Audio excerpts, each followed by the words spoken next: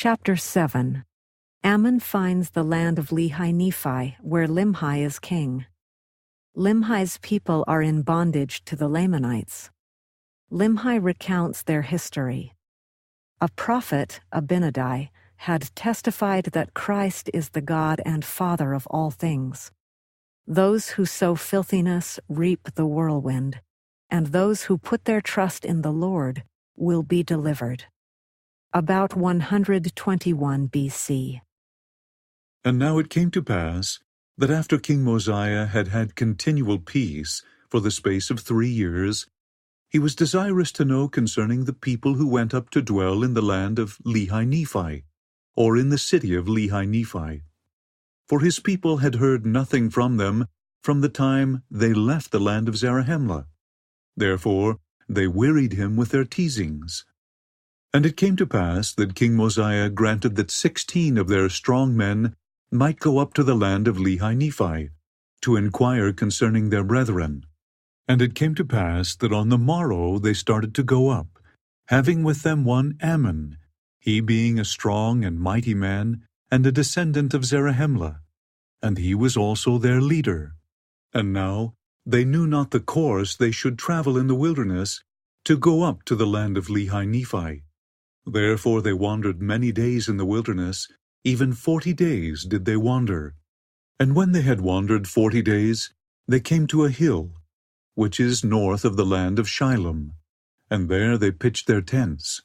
And Ammon took 3 of his brethren, and their names were Amaleki, Helam, and Hem. And they went down into the land of Nephi.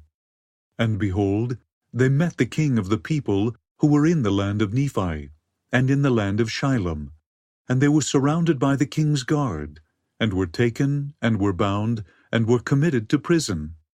And it came to pass, when they had been in prison 2 days, they were again brought before the king, and their bands were loosed, and they stood before the king, and were permitted, or rather commanded, that they should answer the questions which he should ask them. And he said unto them, Behold, I am Limhi, the son of Noah, who was the son of Zeneph, who came up out of the land of Zarahemla to inherit this land, which was the land of their fathers, who was made a king by the voice of the people.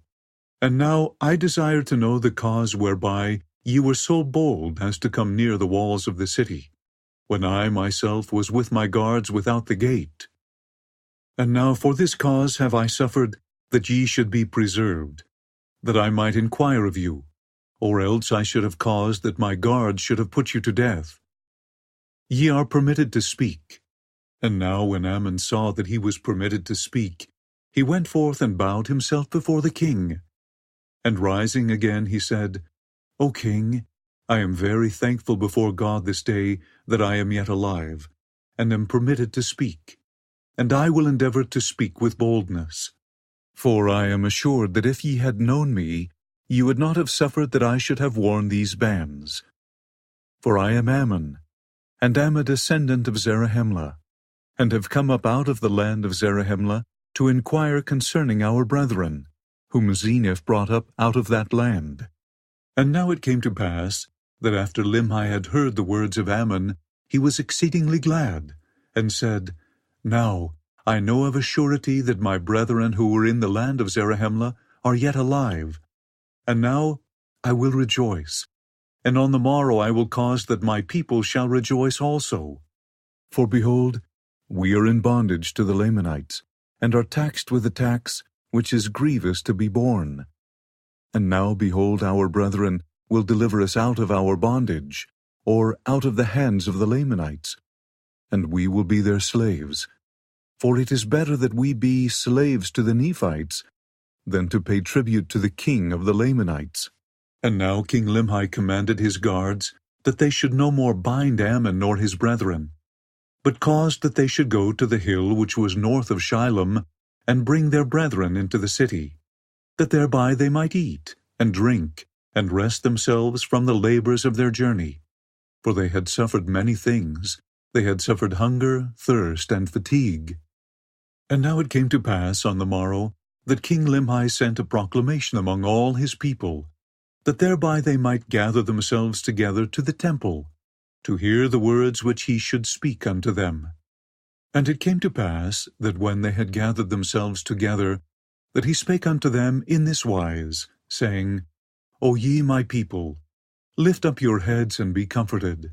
For behold, the time is at hand, or is not far distant, when we shall no longer be in subjection to our enemies, notwithstanding our many strugglings, which have been in vain. Yet I trust there remaineth an effectual struggle to be made. Therefore lift up your heads and rejoice, and put your trust in God, in that God who was the God of Abraham, and Isaac, and Jacob, and also that God who brought the children of Israel out of the land of Egypt, and caused that they should walk through the Red Sea on dry ground, and fed them with manna, that they might not perish in the wilderness. And many more things did he do for them. And again, that same God has brought our fathers out of the land of Jerusalem, and has kept and preserved his people even until now. And behold, it is because of our iniquities and abominations that he has brought us into bondage. And ye are all witnesses this day, that Zeniff, who was made king over this people, he being overzealous to inherit the land of his fathers, therefore, being deceived by the cunning and craftiness of King Laman, who having entered into a treaty with King Zeniff, and having yielded up into his hands the possessions of a part of the land, or even the city of Lehi-Nephi, and the city of Shilom, and the land round about. And all this he did for the sole purpose of bringing this people into subjection, or into bondage. And behold, we at this time do pay tribute to the king of the Lamanites, to the amount of 1/2 of our corn, and our barley, and even all our grain of every kind, and 1/2 of the increase of our flocks and our herds, and even 1/2 of all we have or possess, the king of the Lamanites doth exact of us, or our lives. And now, is not this grievous to be borne? And is not this our affliction great? Now behold, how great reason we have to mourn. Yea, I say unto you, great are the reasons which we have to mourn. For behold, how many of our brethren have been slain, and their blood has been spilt in vain, and all because of iniquity. For if this people had not fallen into transgression, the Lord would not have suffered that this great evil should come upon them. But behold, they would not hearken unto his words. But there arose contentions among them, even so much that they did shed blood among themselves.